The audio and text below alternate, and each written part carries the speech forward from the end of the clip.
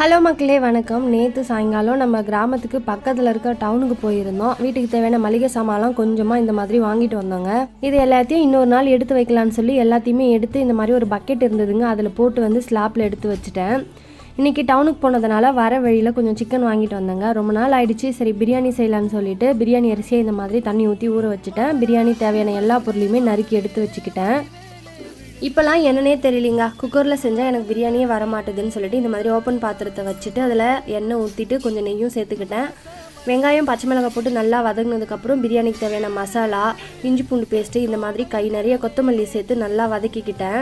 பிரியாணி செய்யும் போது தக்காளி கொஞ்சமாக சேருங்க, நிறைய சேர்த்திங்கன்னா தக்காளி சாதம் மாதிரி ஆகிடுங்க. தக்காளி சேர்த்து நல்லா கொஞ்சம் வதங்கினதும் இந்த மாதிரி வெறும் மிளகாய் பொடியை சேர்த்துக்கிட்டேன்.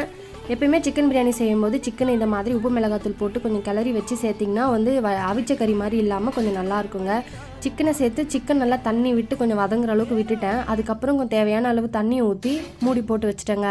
சிக்கன் வாங்கும்போதே கொஞ்சம் கேட்டு சிக்கன் ஈரலும் வாங்கிட்டு வந்திருந்தேங்க. ஈரலை வறுவலாக செய்யலாம்னு சொல்லிட்டு எண்ணெய் ஊற்றிட்டு இஞ்சி பூண்டு பேஸ்ட்டும் வெங்காயம் சேர்த்து நல்லா வதக்கிட்டு அதில் அந்த சிக்கன் ஈரலை சேர்த்து தேவையான உப்பு மிளகாய் பொடி சேர்த்து வதக்குனா போதுங்க, சிக்கன் ஈரல் வறுவல் ரெடி ஆகிடும். ஒரு பக்கம் பிரியாணிக்கு வந்து தண்ணி நல்லா கொதிச்சுட்டு இருந்ததுங்க. அரிசி நல்லா கழுவி தண்ணி இல்லாமல் இருத்துட்டு அதுக்கப்புறம் இந்த மாதிரி அரிசியை வந்து சேர்த்துக்கிட்டேன். தண்ணி நல்லா சுண்டி வரும்போது தம்மு போட்டுட்டிங்கன்னா முடிஞ்சுதுங்க, சிக்கன் பிரியாணி ரெடி ஆகிடும். ஈரல் வறுவலும் ஒரு பக்கம் ரெடி ஆகிடுச்சுங்க. இங்கே பாருங்கள் சிக்கன் பிரியாணி எவ்வளோ சூப்பராக ரெடி ஆயிருக்குன்னு.